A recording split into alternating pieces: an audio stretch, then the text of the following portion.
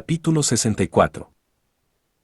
Propulsión y mezcla de los alimentos en el tubo digestivo. El tiempo de permanencia de los alimentos en cada una de las partes del tubo digestivo es esencial para un procesamiento óptimo y para la absorción de nutrientes. Además, se precisa una mezcla adecuada, pero como las necesidades de mezcla y propulsión son muy distintas en cada estadio del proceso, cada una de ellas está controlada por numerosos mecanismos nerviosos y hormonales de retroalimentación, dirigidos a que ambas tengan lugar de la mejor forma posible, ni demasiado rápidas, ni demasiado lentas. El presente capítulo expone estos movimientos y, en especial, los mecanismos automáticos de regulación. La cantidad de alimentos que una persona ingiere depende principalmente de su deseo intrínseco de ellos, es decir, del hambre. El tipo de alimento que se busca con preferencia en cada momento depende del apetito. Estos mecanismos constituyen sistemas de regulación automática muy importantes para mantener un aporte nutritivo adecuado al organismo y se expondrán en el capítulo 72 junto con la nutrición. La descripción de la ingestión de alimentos presentada en estas páginas se limitará a sus aspectos mecánicos, en especial a la masticación y a la deglución. Masticación. Los dientes están admirablemente diseñados para la masticación. Las piezas anteriores, incisivos, poseen una fuerte acción de corte, mientras que las posteriores, molares, ejercen una acción trituradora. La acción conjunta de todos los músculos maxilares ocluye los dientes con una fuerza que puede llegar a 25 kilogramos en los incisivos y a 100 kilogramos en los molares. La mayor parte de los músculos de la masticación están inervados por ramas motoras del quinto par craneal y el control del proceso de la masticación depende de núcleos situados en el tronco del encéfalo. La activación de zonas reticulares específicas de los centros del gusto del tronco encefálico induce movimientos masticatorios rítmicos. Además, la estimulación de distintas áreas del hipotálamo, la amígdala e incluso la corteza cerebral próxima a las áreas sensitivas del gusto y del olfato también desencadena a menudo la masticación. Gran parte del proceso de la masticación se debe a un reflejo masticatorio. La presencia del bolo alimenticio en la boca desencadena primero el reflejo inhibidor de los músculos de la masticación, por lo que la mandíbula desciende. A su vez, esta caída inicia un reflejo de distensión de los músculos mandibulares que induce una contracción de rebote. Esta acción eleva automáticamente la mandíbula para ocluir los dientes y, al mismo tiempo, el bolo se comprime de nuevo contra el revestimiento bucal, lo que se traduce en una nueva inhibición de la musculatura mandibular con caída de la mandíbula, un nuevo rebote, etc. Este proceso se repite una y otra vez. La masticación es importante para la digestión de todos los alimentos, pero reviste particular importancia para la mayoría de las frutas y vegetales crudos, dado su elevado contenido de membranas de celulosa indigeribles que rodean a las porciones nutritivas y que han de romperse para poder aprovecharlos. Por otra parte, existe otra razón sencilla por la que la masticación ayuda a la digestión de los alimentos. Las enzimas digestivas solo actúan sobre las superficies de las partículas de alimento, por lo que la velocidad de la digestión depende de la superficie total expuesta a las secreciones digestivas. Asimismo, la trituración de los alimentos hasta partículas muy finas evita las escoriaciones de la mucosa gastrointestinal y facilita el paso de los alimentos desde el estómago hacia el intestino delgado y después hacia los sucesivos segmentos del tubo digestivo. Deglución. La deglución es un proceso complicado, sobre todo porque la faringe ejecuta una función tanto respiratoria como deglutoria y se transforma, durante solo unos pocos segundos cada vez, en un conducto que propulsa los alimentos. Es especialmente importante que la respiración no se afecte como consecuencia de la deglución. En general, la deglución puede dividirse en 1. Una fase voluntaria, que inicia el proceso de deglución, 2. Una fase faríngea involuntaria, que consiste en el paso de los alimentos hacia el esófago a través de la faringe, y 3. Una fase esofágica, también involuntaria, que ejecuta el paso de los alimentos desde la faringe al estómago. Cuando los alimentos se encuentran preparados para la deglución, la presión hacia arriba y hacia atrás de la lengua contra el paladar, tal como se muestra en la figura 164.1, los arrastra o desplaza, voluntariamente, en sentido posterior, en dirección a la faringe. A partir de ese momento, la deglución pasa a ser un proceso total o casi totalmente automático y, en general, no se puede detener. Figura 64.1 Mecanismo de la deglución. Cuando el bolo alimenticio penetra en la parte posterior de la boca y en la faringe, estimula las áreas epiteliales receptoras de la deglución situadas alrededor de la entrada de la faringe y, sobre todo, en los pilares amigdalinos. Los impulsos que salen de estas áreas llegan al tronco del encéfalo e inician una serie de contracciones automáticas de los músculos faríngeos. 1. El paladar blando se eleva para taponar las coanas e impedir el reflujo de alimentos hacia las fosas nasales. 2. Los pliegues palatofaríngeos a cada lado de la faringe se desplazan hacia la línea media, aproximándose entre sí. De esta manera, forman una hendidura sagital a través de la cual los alimentos pasan a la parte posterior de la faringe. Esta hendidura tiene una acción selectiva y solo permite el paso con facilidad a los alimentos bien masticados. Como esta fase de la deglución dura menos de un s, los fragmentos de gran tamaño no suelen pasar de la faringe hacia el esófago por el obstáculo que encuentran. 3. Las cuerdas vocales de la laringe se aproximan con fuerza, al tiempo que los músculos del cuello tiran y desplazan hacia arriba de todo el órgano. Estas acciones, combinadas con la presencia de ligamentos que impiden el ascenso de la epiglotis, obligan a ésta a inclinarse hacia atrás para cubrir la entrada de la laringe. Todos estos fenómenos impiden la entrada de los alimentos en la nariz y en la tráquea. La acción primordial es la aproximación íntima de las cuerdas vocales, pero la epiglotis contribuye a evitar que los alimentos traspasen aquellas. La destrucción de las cuerdas vocales o de los músculos que las aproximan puede provocar asfixia. 4. El ascenso de la laringe también tracciona del orificio de entrada al esófago hacia arriba y lo amplía. Al mismo tiempo, los 3 o 4 primeros cm de la pared muscular esofágica, una zona llamada esfínter esofágico superior o esfínter faringoesofágico, se relajan para que los alimentos penetren y, así, se desplacen con mayor facilidad desde la faringe posterior hacia la parte superior del esófago. Entre deglución y deglución, este esfínter permanece fuertemente contraído y, por tanto, impide la entrada de aire en el esófago. El movimiento ascendente de la laringe también desplaza a la glotis, apartándola de la dirección principal del flujo de los alimentos, que se dirigen de forma preferente a los dos lados de la epiglotis y no resbalan sobre su superficie. Esta acción procura una protección adicional contra la entrada de alimentos en la tráquea. 5. Al mismo tiempo que se eleva la laringe y se relaja el esfínter faringoesofágico, se contrae la totalidad de la musculatura faríngea, empezando por la parte superior y descendiendo en forma de onda peristáltica rápida hasta las regiones media e inferior del órgano, que impulsan los alimentos al esófago. En resumen, los mecanismos de la fase faríngea de la deglución comprenden cierre de la tráquea, apertura del esófago y una onda peristáltica rápida originada en la faringe que empuja el bolo alimenticio hacia la parte superior del esófago. Todo este proceso dura menos de 2 s. Control nervioso del inicio de la fase faríngea de la deglución.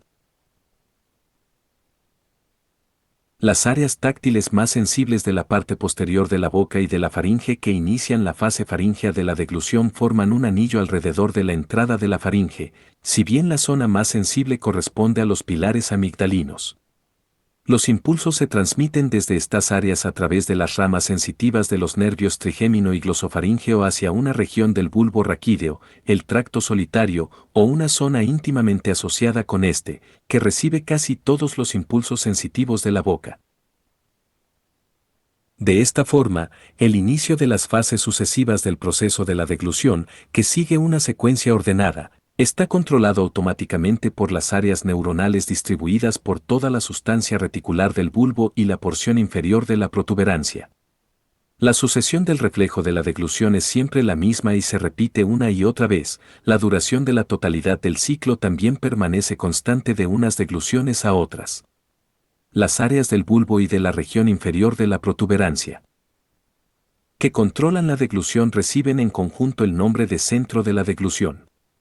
Los impulsos motores procedentes del centro de la deglución que se dirigen hacia la faringe y la porción superior del esófago viajan por los pares craneales V, 9, X y 12 e incluso por algunos de los nervios cervicales superiores. En resumen, la fase faríngea de la deglución es, en esencia, un acto reflejo. Casi siempre se inicia con el movimiento voluntario de los alimentos hacia la parte posterior de la boca, lo que a su vez excita los receptores sensitivos involuntarios de la faringe que despiertan el reflejo de la deglución. Efecto de la fase faríngea de la deglución sobre la respiración.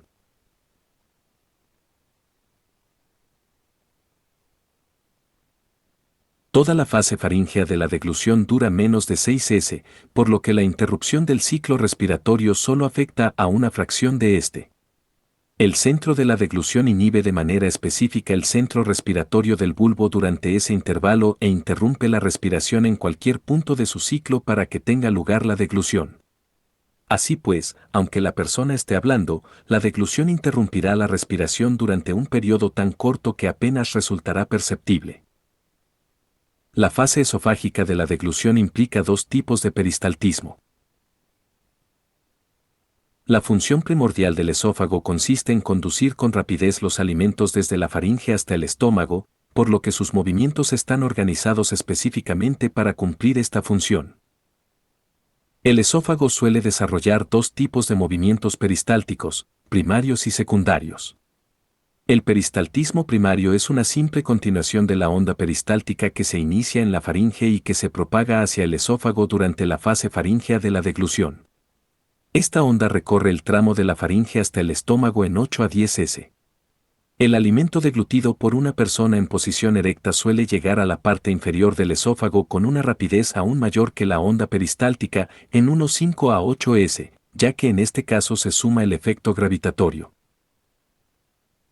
Si la onda peristáltica primaria no logra mover hasta el estómago la totalidad del alimento que ha penetrado en el esófago, se producirán ondas de peristaltismo secundario debidas a la distensión de las paredes esofágicas provocada por los alimentos retenidos. Estas ondas persisten hasta que se completa el vaciamiento del órgano.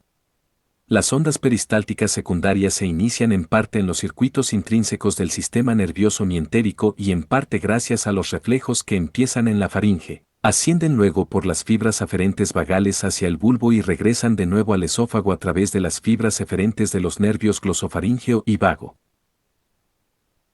La musculatura de la pared de la faringe y del tercio superior del esófago está constituida por músculo estriado. Por tanto, las ondas peristálticas de estas regiones solo están controladas por impulsos de los nervios esqueléticos de los nervios glosofaríngeo y vago. En los dos tercios inferiores del esófago, la musculatura es lisa, pero esta porción está sometida también a un fuerte control por los nervios vagos, que actúan a través de sus conexiones con el sistema nervioso mientérico del esófago. Aunque se seccionen los nervios vagos que inervan el esófago, bastan algunos días para que el plexo mientérico del órgano adquiera la excitabilidad suficiente como para producir potentes ondas peristálticas secundarias, pese a la ausencia de reflejos vagales. Por tanto, incluso tras la parálisis del reflejo de la deglución del tronco del encéfalo, los alimentos que llegan al esófago a través de una sonda o por algún otro mecanismo siguen pasando con facilidad al estómago. Relajación receptiva del estómago. Cuando las ondas peristálticas esofágicas alcanzan el estómago, se produce una onda de relajación, transmitida por las neuronas inhibitorias mientéricas que precede a la peristáltica. Además, la totalidad del estómago y, aunque en menor medida, incluso el duodeno se relajan cuando esta onda alcanza el extremo inferior del esófago, por lo que ambos segmentos se hallan preparados para recibir los alimentos impulsados desde el esófago durante el acto de la deglución. Función del esfínter esofágico inferior, esfínter gastroesofágico. En el extremo inferior del esófago y hasta 3 centímetros por encima de su unión con el estómago, el músculo circular esofágico actúa como un extenso esfínter esofágico inferior o esfínter gastroesofágico.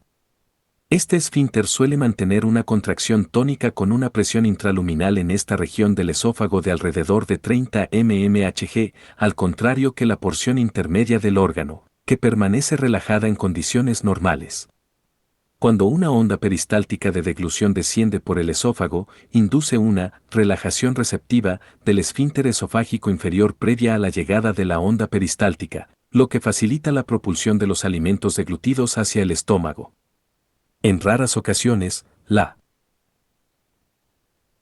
relajación del esfínter no es satisfactoria y provoca un cuadro llamado acalasia, que se tratará en el capítulo 67. Las secreciones gástricas son muy ácidas y contienen muchas enzimas proteolíticas. La mucosa esofágica, salvo en su octava porción inferior, no puede resistir durante mucho tiempo la acción digestiva de estas secreciones. Por fortuna, la contracción tónica del esfínter esofágico inferior evita, salvo en circunstancias muy patológicas, un reflujo importante del contenido gástrico hacia el esófago. Prevención adicional del reflujo gastroesofágico mediante la oclusión valvular del extremo distal del esófago. Otro factor que impide el reflujo es el mecanismo valvular que ejerce una corta porción del esófago que penetra una corta distancia en el estómago. El aumento de la presión intraabdominal hace que el esófago se invagine sobre sí mismo en este punto. Por tanto, este cierre de tipo valvular de la porción inferior del esófago evita que el incremento de la presión intraabdominal fuerce el contenido gástrico hacia el esófago. De lo contrario, al caminar, toser o respirar profundamente, el ácido clorhídrico del estómago pasaría al esófago. Las funciones motoras del estómago son tres. 1. Almacenamiento de grandes cantidades de alimentos hasta que puedan ser procesados en el estómago, el duodeno y el resto del intestino. 2. Mezcla de estos alimentos con las secreciones gástricas hasta formar una papilla semilíquida llamada quimo. Y 3. Vaciamiento lento del quimo desde el estómago al intestino delgado a un ritmo adecuado para que este último pueda digerirlo y absorberlo correctamente. La figura 64-2 muestra la anatomía básica del estómago, que puede dividirse en dos porciones principales, 1, el cuerpo, y 2, el antro. Fisiológicamente, resulta más adecuado dividirlo en 1, la porción oral, formada por los 2/3 superiores del cuerpo, y 2, la porción caudal, constituida por el resto del cuerpo y el antro. Figura 64-2 Anatomía fisiológica del estómago. Cuando los alimentos penetran en el estómago, forman círculos concéntricos en la porción oral, de modo que los más recientes quedan cerca de la apertura esofágica y los más antiguos se aproximan a la pared gástrica externa. Normalmente, la distensión gástrica por entrada de los alimentos desencadena un reflejo vagovagal, que parte desde el estómago hacia el tronco del encéfalo y vuelve al estómago para reducir el tono de la pared muscular del cuerpo gástrico, que se va distendiendo para acomodar cantidades progresivas de alimento hasta alcanzar el límite de relajación gástrica completa, situado en alrededor de 0,8 a 1,5 litros. En tanto la ocupación no se aproxime a este límite, la presión dentro del estómago se mantendrá baja.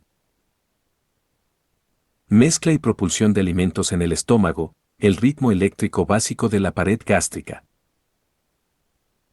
Los jugos digestivos del estómago proceden de las glándulas gástricas que cubren la casi totalidad de la pared del cuerpo gástrico, salvo una estrecha banda a lo largo de la curvatura menor del órgano. Estas secreciones entran en contacto inmediato con la porción de alimentos que permanece almacenada junto a la superficie de la mucosa gástrica.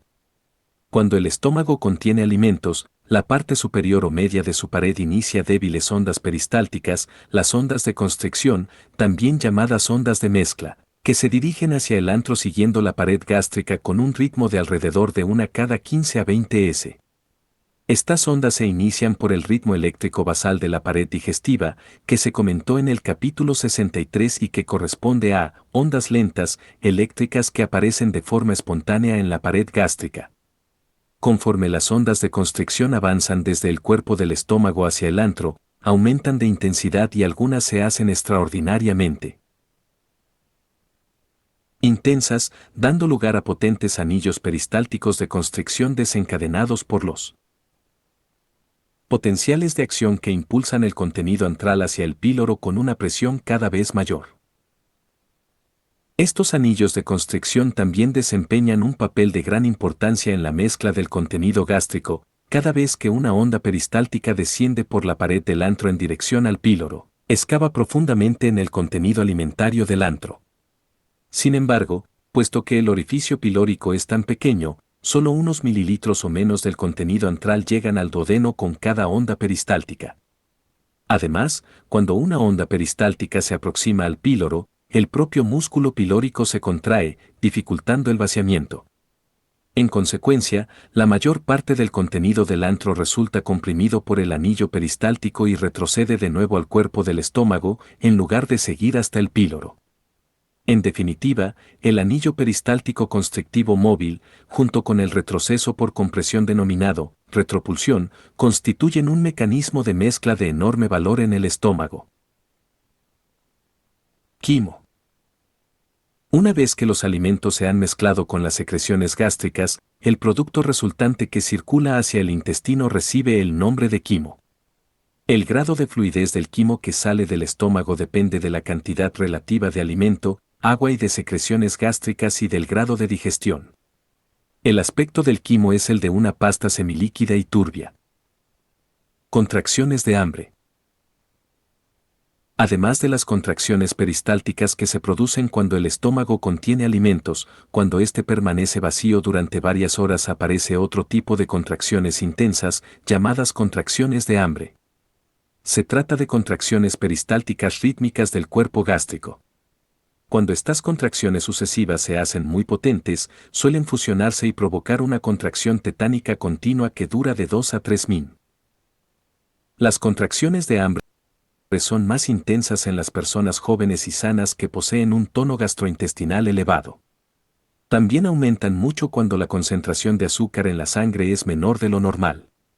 Cuando se producen contracciones de hambre en el estómago, la persona suele experimentar dolores leves en la boca del estómago llamados retortijones de hambre, que no suelen comenzar hasta 12 a 24 h después de la última ingesta. En personas que se encuentran en un estado de inanición alcanzan su máxima intensidad a los 3 o 4 días, para irse debilitando gradualmente en los días sucesivos. Las intensas contracciones peristálticas del antro gástrico provocan el vaciamiento del estómago. Al mismo tiempo, el píloro opone una resistencia variable al paso del quimo. Contracciones peristálticas antrales intensas durante el vaciamiento gástrico. La bomba pilórica. Las contracciones rítmicas del estómago son casi siempre débiles y sirven sobre todo para mezclar los alimentos con las secreciones gástricas. Sin embargo, alrededor del 20% del tiempo de permanencia de los alimentos en el estómago, estas contracciones aumentan de intensidad. Se inician en la parte media del estómago y se propagan hacia la porción caudal. Estas contracciones son potentes contracciones peristálticas anulares que vacían el estómago. A medida que el estómago se va vaciando, estas contracciones se inician en porciones cada vez más altas del cuerpo del estómago y empujan los alimentos almacenados en este para que se sumen al quimo presente en el antro. Estas contracciones peristálticas intensas suelen crear una presión de 50 a 70 cm de agua, es decir, 6 veces mayor que la de las ondas peristálticas de mezcla habituales. Cuando el tono pilórico es normal, cada onda peristáltica potente empuja varios mililitros de quimo hacia el duodeno. De esta forma, las ondas peristálticas, además de la mezcla gástrica, ejercen una acción de bombeo que ha recibido el nombre de bomba pilórica. Misión del píloro en el control del vaciamiento gástrico. El orificio distal del estómago es el píloro. En esta zona, el grosor del músculo parietal circular es del 50 al 100% mayor que en las porciones anteriores del antro gástrico y mantiene una ligera contracción tónica la mayor parte del tiempo. Por esta razón, el músculo circular del píloro recibe el nombre de esfínter pilórico. Pese a la contracción tónica normal del esfínter, el píloro suele abrirse lo suficiente como para que el agua y otros líquidos salgan con facilidad del estómago al duodeno. Por el contrario, la constricción suele evitar el paso de gran parte de las partículas alimenticias hasta que no se encuentran mezcladas formando el quimo y han adquirido una consistencia casi completamente líquida. El grado de constricción del píloro puede aumentar o disminuir bajo la influencia de señales nerviosas y hormonales procedentes tanto del estómago como del duodeno. La velocidad del vaciamiento gástrico está regulada por señales procedentes tanto del estómago como del duodeno. Sin embargo, este último es el que proporciona las señales más potentes para el control del paso del quimo, de forma que no llegue nunca en una proporción superior a la que el intestino delgado es capaz de digerir y absorber. Efecto del volumen alimentario gástrico sobre la velocidad de vaciamiento. El aumento del volumen alimentario en el estómago estimula su vaciamiento. Este mayor vaciamiento no obedece a las razones que serían de esperar. No es el incremento de la presión de los alimentos almacenados el que hace que el estómago acelere su vaciamiento, pues dentro de los límites normales habituales de volumen, este incremento no se traduce en una elevación significativa de la presión. Por el contrario, la distensión de la pared gástrica despierta, sobre todo, reflejos mientéricos locales en la propia pared que acentúan mucho la actividad de la bomba pilórica, al mismo tiempo que inhiben la acción del píloro. Efecto de la hormona gastrina sobre el vaciamiento gástrico. En el capítulo 65 se verá que la distensión de la pared gástrica y la presencia de algunos tipos de alimentos en el estómago, especialmente los productos de la digestión de la carne, estimulan la liberación por las células G de la mucosa antral de una hormona llamada gastrina. Esta ejerce un intenso efecto potenciador de la secreción de un jugo gástrico muy ácido por las glándulas del estómago. La gastrina tiene también efectos estimulantes ligeros o moderados de las funciones motoras del cuerpo gástrico y, lo que es más importante, parece estimular la actividad de la bomba pilórica. Así pues, es probable que la gastrina contribuya a facilitar el vaciamiento del estómago. Potentes factores duodenales que inhiben el vaciamiento gástrico. Efecto inhibidor de los reflejos nerviosos enterogástricos del duodeno. Cuando los alimentos penetran en el duodeno, desencadenan múltiples reflejos nerviosos que se inician en la pared duodenal y regresan al estómago, donde reducen o incluso interrumpen el vaciamiento, cuando el volumen duodenal de quimo es excesivo. Estos reflejos siguen tres vías: 1. Directamente desde el duodeno al estómago a través del sistema nervioso mientérico de la pared gastrointestinal. 2. Mediante los nervios extrínsecos que van a los ganglios simpáticos prevertebrales para regresar a través de las fibras nerviosas simpáticas inhibidoras hacia el estómago. Y 3. Probablemente, y en menor medida, a través de los nervios vagos que conducen los impulsos al tronco del encéfalo, donde inhiben las señales excitadoras normales transmitidas al estómago por esos mismos nervios. Todos estos reflejos paralelos ejercen dos efectos sobre el vaciamiento gástrico. En primer lugar, producen una potente inhibición de las contracciones propulsoras de la bomba pilórica. Y, en segundo lugar, aumentan el tono del esfínter pilórico. Los factores que el duodeno controla de forma continua y que pueden excitar los reflejos inhibitorios enterogástricos son los siguientes. 1. Distensión del duodeno. 2. Presencia de cualquier irritación de la mucosa duodenal. 3. Acidez del quimo duodenal. 4. Osmolalidad del quimo. 5. Presencia de determinados productos de degradación en el quimo, sobre todo productos de degradación de las proteínas y, quizás en menor medida, de las grasas. Los reflejos inhibitorios enterogástricos son especialmente sensibles a la presencia de irritantes y ácidos en el quimo duodenal y a menudo se activan enérgicamente en tan solo 30 s. Por ejemplo, siempre que el pH del quimo duodenal desciende por debajo de 3,5 a 4, los reflejos suelen bloquear la llegada de nuevos contenidos ácidos procedentes del estómago hasta que el jugo pancreático y otras secreciones consiguen neutralizar el quimo duodenal. Los productos de degradación de la digestión proteica también despiertan reflejos enterogástricos inhibitorios. Al reducir la velocidad del vaciamiento gástrico, el duodeno y el intestino delgado disponen de tiempo suficiente para completar la digestión de las proteínas. Por último, también los líquidos hipotónicos o, sobre todo, hipertónicos desencadenan los reflejos inhibitorios. Se evita así un flujo demasiado rápido de líquidos no isotónicos hacia el intestino delgado y, por tanto, cambios demasiado rápidos de las concentraciones de electrolitos en el líquido extracelular del organismo durante la absorción del contenido intestinal. La retroalimentación hormonal del duodeno inhibe el vaciamiento gástrico, misión de las grasas y de la hormona colecistocinina.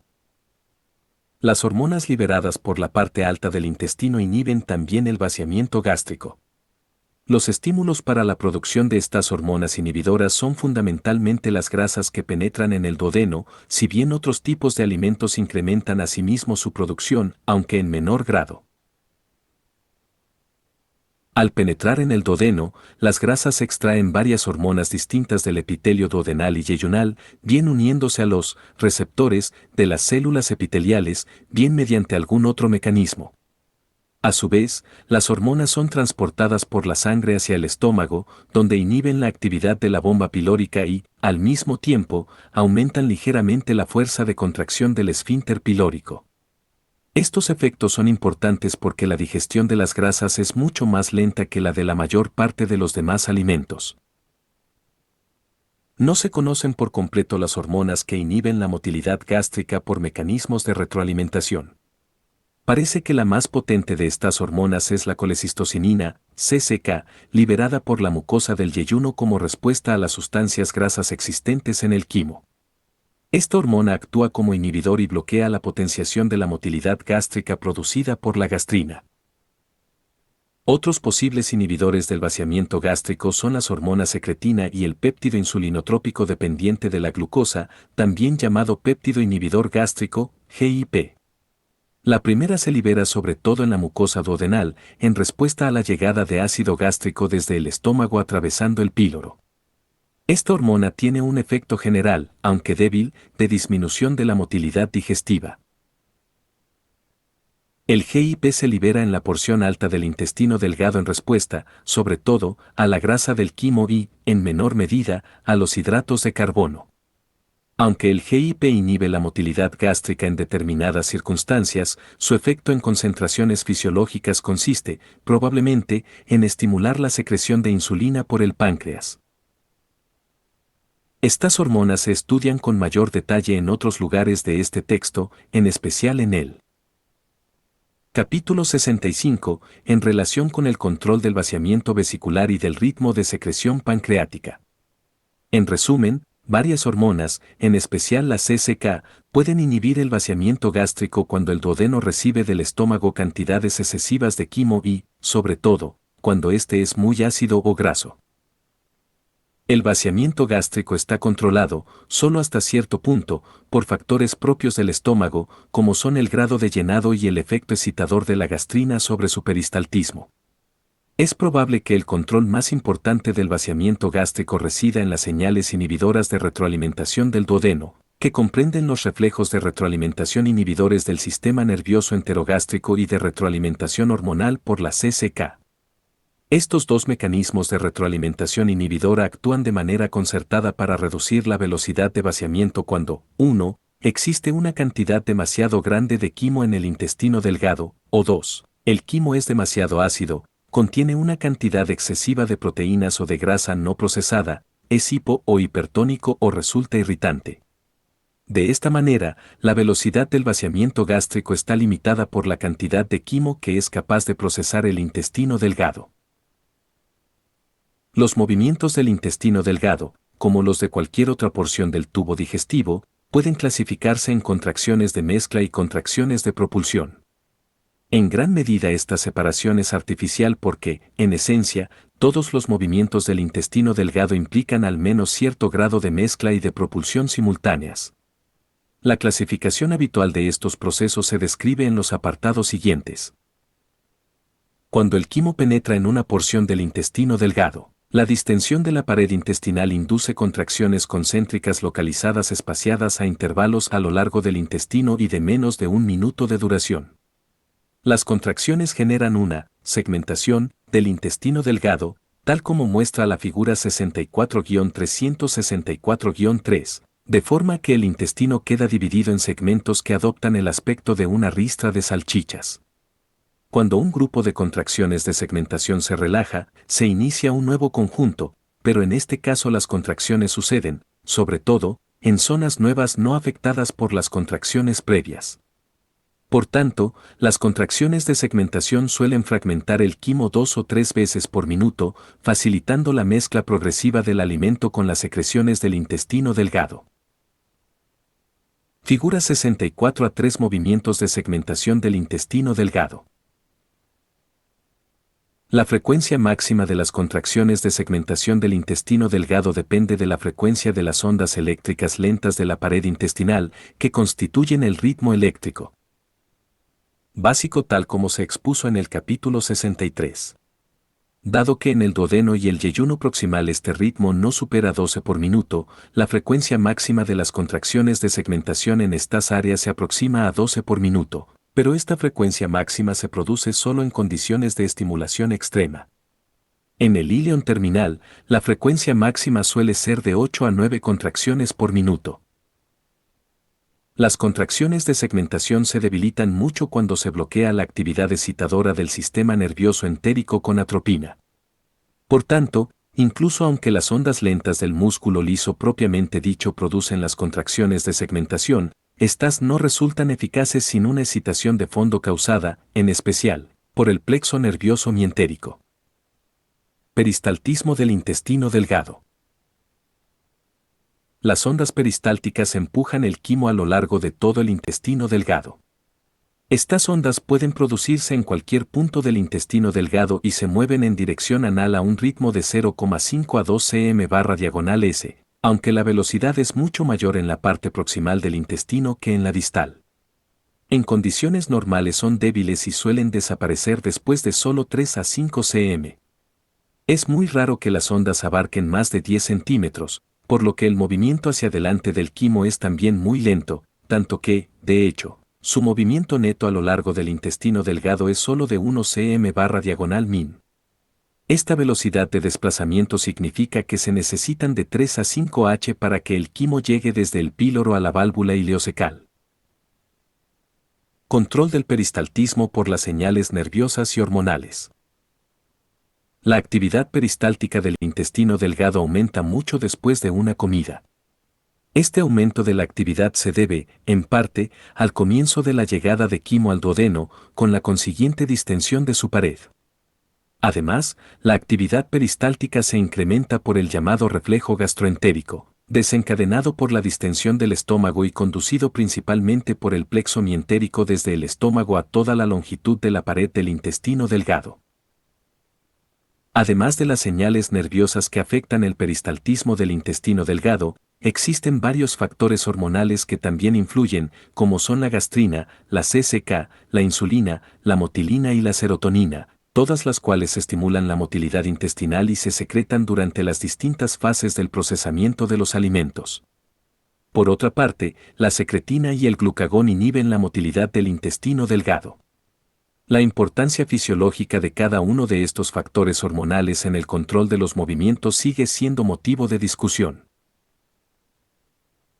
La función de las ondas peristálticas del intestino delgado no solo consiste en favorecer la progresión del quimo hacia la válvula ileocecal, sino también en extenderlo por la superficie de la mucosa intestinal. Cuando el quimo penetra en el intestino procedente del estómago, provoca la aparición de ondas peristálticas que comienzan de inmediato a extenderlo a lo largo del intestino. Este proceso se intensifica a medida que aumenta la cantidad de quimo presente en el duodeno. A veces, al llegar a la válvula ileocecal, el quimo queda bloqueado durante varias horas hasta que se ingiere otra comida, momento en que un reflejo gastroileal intensifica el peristaltismo del íleon y obliga al quimo restante a atravesar la válvula ileocecal para llegar al ciego. Efecto propulsivo de los movimientos de segmentación. Los movimientos de segmentación, aunque solo duran unos segundos cada vez, suelen desplazarse también alrededor de 1 centímetro en dirección anal y contribuyen a desplazar los alimentos a lo largo del intestino. Por tanto, la diferencia entre los movimientos de segmentación y de peristaltismo no es tan grande como podría parecer por su separación en estas dos clasificaciones. Acometida peristáltica. Aunque el peristaltismo del intestino delgado es habitualmente débil, una irritación intensa de la mucosa intestinal, como la que se produce en algunos casos graves de diarrea infecciosa, puede provocar un peristaltismo a la vez rápido y potente, al que se denomina acometida peristáltica. En parte, este fenómeno se debe a reflejos nerviosos del sistema nervioso autónomo y del tronco del encéfalo y, en parte, a una potenciación intrínseca de los reflejos del plexo mientérico de la pared intestinal. Las potentes contracciones peristálticas recorren largas distancias en el intestino delgado en pocos minutos, arrastrando su contenido hacia el colon y liberando así al intestino delgado del quimo irritante o de una distensión excesiva. Movimientos causados por la muscularis mucosae y por las fibras musculares de las vellosidades. La muscularis mucosae puede formar pliegues cortos en la mucosa intestinal. Además, algunas fibras de esta capa muscular se extienden hacia las vellosidades intestinales, que se contraen de manera intermitente. Los pliegues de la mucosa aumentan la superficie expuesta al quimo y, por tanto, la absorción. Las contracciones de las vellosidades, acortamiento, elongación y nuevo acortamiento, ordeñan su contenido, de forma que la linfa fluye libremente desde los quilíferos centrales de las vellosidades hacia el sistema linfático. Estas contracciones de la mucosa y de las vellosidades se inician principalmente por reflejos nerviosos locales del plexo submucoso, en respuesta a la presencia de quimo en el intestino delgado. La válvula ileocecal previene el reflujo desde el colon hasta el intestino delgado. Como muestra la figura 64-464-4, las valvas de la válvula ileocecal sobresalen hacia la luz del ciego, por lo que se cierran con fuerza cuando el contenido de éste trata de atravesarlas por un exceso de presión en su interior. En general, la válvula puede resistir presiones inversas de 50 a 60 cm de agua. Figura 64-4 Vaciamiento por la válvula ileocecal. Además, los últimos centímetros de la pared del íleon previos a la válvula ileocecal poseen una gruesa capa muscular circular llamada esfínter ileocecal. Este esfínter suele estar ligeramente contraído y reduce la velocidad del vaciamiento del contenido ileal hacia el ciego, salvo inmediatamente después de una comida, ya que el reflejo gastroileal, antes descrito, intensifica el peristaltismo en el íleon y permite el vaciamiento de su contenido hacia el ciego.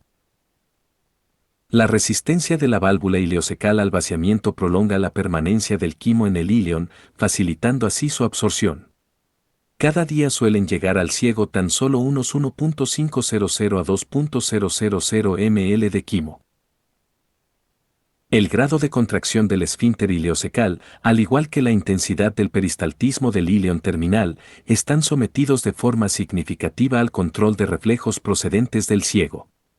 Cuando éste se distiende, se potencia la contracción del esfínter ileocecal y el peristaltismo ileal se inhibe, mecanismos ambos que retrasan mucho el paso de nuevas cantidades de quimo desde el íleon. Además, cualquier irritante presente en el ciego retrasará también el vaciamiento. Por ejemplo, cuando una persona tiene el apéndice inflamado, la irritación de este vestigio del ciego puede producir un espasmo tan intenso del esfínter ileocecal con una parálisis parcial del íleon, que el vaciamiento del íleon al ciego se interrumpa. Estos reflejos del ciego al esfínter ileocecal y al íleon están mediados por el plexo mientérico de la pared intestinal y por nervios autónomos extrínsecos, en particular por la vía de los ganglios simpáticos prevertebrales. Las funciones principales del colon son: 1. Absorción de agua y electrolitos procedentes del quimo para formar heces sólidas, y 2. Almacenamiento de la materia fecal hasta el momento de su expulsión. La mitad proximal del colon, que se presenta en la figura 64-564-5, interviene sobre todo en la absorción, mientras que la mitad distal actúa como lugar de almacenamiento. Como estas funciones no necesitan movimientos intensos, los movimientos del colon suelen ser muy perezosos. Pese a ello, conservan aún características similares a las de los movimientos del intestino delgado y pueden dividirse, una vez más, en movimientos de propulsión y mezcla. Figura 64-5 Funciones de absorción y almacenamiento del intestino grueso. Movimientos de mezcla, austras. Al igual que en el intestino delgado existen movimientos de segmentación, en el grueso ocurren grandes constricciones circulares. En cada uno de estos segmentos de constricción se contraen alrededor de 2,5 centímetros de músculo circular que en ocasiones reducen la luz del colon hasta ocluirla casi por completo. Al mismo tiempo, el músculo longitudinal del colon, concentrado en 3 bandas longitudinales llamadas tenias cólicas, se contrae. Estas contracciones combinadas de las bandas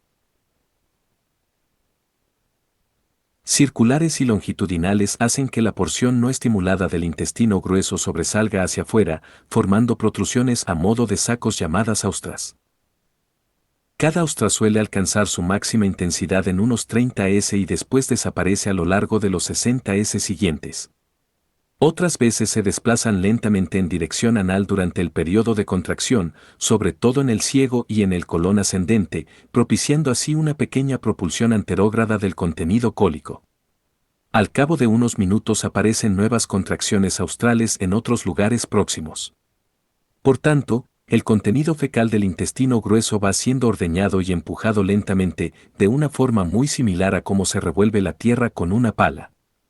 En consecuencia, toda la materia fecal se ve expuesta gradualmente a la superficie del intestino grueso, lo que permite la absorción progresiva del líquido y las sustancias disueltas hasta que solo quedan unos 80 a 200 mililitros de heces para su evacuación diaria. Movimientos propulsivos, movimientos de masa. Gran parte de la propulsión que tiene lugar en el ciego y en el colon ascendente ocurre gracias a las lentas, pero persistentes, contracciones australes, que necesitan de 8 a 15 H para desplazar el quimo desde la válvula ileocecal hasta el colon, mientras el propio quimo adquiere una calidad fecal y se convierte en un fango semisólido en lugar de semilíquido. Desde el ciego hasta el sigma, la propulsión depende de los movimientos de masa durante muchos minutos cada vez. Estos movimientos suelen ocurrir solo entre 1 y 3 veces al día, sobre todo durante unos 15 min que siguen en la primera hora al desayuno. Un movimiento de masa es un tipo modificado de peristaltismo que se caracteriza por la siguiente cadena de acontecimientos. En primer lugar, aparece un anillo de constricción como respuesta a la distensión o irritación de una zona del colon, generalmente del colon transverso. A continuación y de manera rápida, los 20 centímetros o más de colon distales al anillo de constricción pierden sus austras y en su lugar se contraen como una unidad, empujando a la materia fecal contenida en ese segmento en masa a la siguiente porción del colon. La contracción desarrolla cada vez más fuerza durante unos 30 s, seguidos de relajación durante unos 2 a 3 minutos. Luego sobreviene otro movimiento de masa, quizás en una zona más alejada del colon. La serie completa de movimientos de masa suele persistir de 10 a 30 min. Luego cesa y puede reaparecer medio día después. Cuando la masa de heces llega al recto, aparece el deseo de defecar. Iniciación de los movimientos de masa por los reflejos gastrocólico y duodenocólico. Los reflejos gastrocólico y duodenocólico, iniciados como consecuencia de la distensión del estómago y del duodeno, facilitan la aparición de los movimientos en masa después de las comidas. Cuando se extirpan los nervios autónomos extrínsecos del colon, desaparecen por completo o casi por completo. Por tanto, es casi seguro que estos reflejos se originan en el sistema nervioso autónomo. La irritación del colon también puede desencadenar grandes movimientos de masa. Por ejemplo, la persona que sufre un trastorno ulceroso de la mucosa cólica, colitis ulcerosa, presenta frecuentes movimientos de masa que persisten de forma casi ininterrumpida. El recto casi nunca contiene heces, en parte debido a la presencia, a unos 20 cm del ano y en la unión entre el sigma y el recto, de un débil esfínter funcional. En esa zona existe también un ángulo agudo que aporta una resistencia adicional al llenado del recto.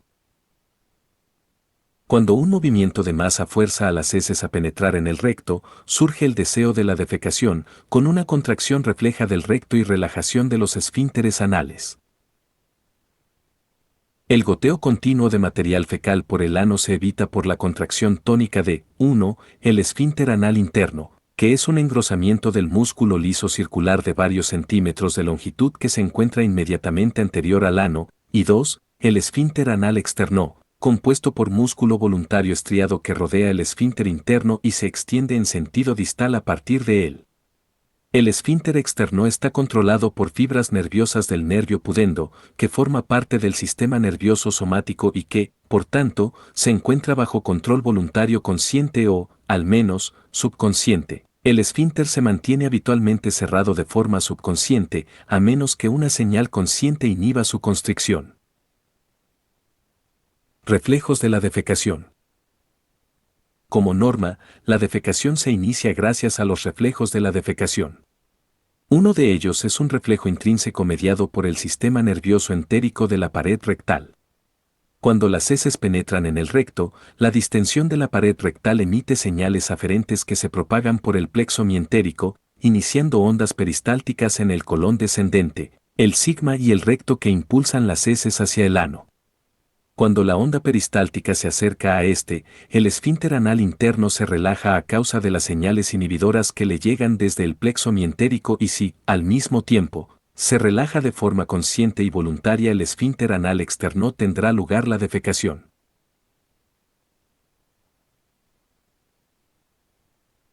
Normalmente, cuando el reflejo mientérico intrínseco de la defecación funciona por sí mismo, es relativamente débil. Para ser eficaz y provocar la emisión de las heces debe reforzarse con otro tipo de reflejo, denominado reflejo parasimpático de la defecación, en el que intervienen los segmentos sacros de la médula espinal, tal como muestra la figura 64-664-6. Si se estimulan las terminaciones nerviosas del recto, se transmitirán primero señales hacia la médula espinal que luego regresarán al colon descendente, al sigma, al recto y al ano a través de las fibras nerviosas parasimpáticas de los nervios pélvicos. Estas señales parasimpáticas aumentan mucho la intensidad de las ondas peristálticas y relajan el esfínter anal interno, con lo que el reflejo mientérico intrínseco de la defecación pasa de ser un esfuerzo débil a un proceso de defecación potente que a veces resulta eficaz y vacía la totalidad del intestino grueso de una sola vez, desde el ángulo esplénico del colon hasta el ano. Figura 64 a 6 vías aferentes y eferentes del mecanismo parasimpático que estimula el reflejo de la defecación. Las señales aferentes de defecación que penetran en la médula espinal inician otros efectos tales como la inspiración profunda, el cierre de la glotis y la contracción de los músculos de la pared abdominal para impulsar el contenido fecal del colon hacia abajo, al tiempo que el suelo de la pelvis desciende y se relaja y empuja hacia afuera el anillo anal para expulsar las heces. Cuando una persona considera que el momento para la defecación es adecuado, a veces puede citar el reflejo haciendo una inspiración profunda para mover el diafragma hacia abajo al tiempo que contrae los músculos abdominales, con lo que aumenta la presión intraabdominal y el contenido fecal se desplaza al recto, desencadenando nuevos reflejos. Los reflejos iniciados de esta forma no son casi nunca tan potentes como los naturales, razón por la cual las personas que inhiben con demasiada frecuencia los reflejos naturales muestran propensión a un estreñimiento grave. En los neonatos y en algunas personas con alteraciones de la médula espinal, los reflejos de la defecación provocan el vaciamiento automático de la porción inferior del intestino en momentos no convenientes a lo largo del día, lo que se debe a la falta de control consciente ejercido a través de la contracción o relajación voluntarias del esfínter anal externo. Otros reflejos autónomos que influyen en la actividad intestinal. Además de los reflejos duodenocólico, gastrocólico, gastroileal, enterogástrico y de la defecación, ya expuestos en este capítulo, existen otros reflejos nerviosos importantes que pueden influir en la actividad global del intestino. Son los reflejos peritoneo-intestinal, nefrointestinal y vesicointestinal. El reflejo peritoneo-intestinal se debe a la irritación del peritoneo e inhibe enérgicamente la acción de los nervios entéricos excitadores, por lo que puede causar una parálisis intestinal, sobre todo de los pacientes con peritonitis.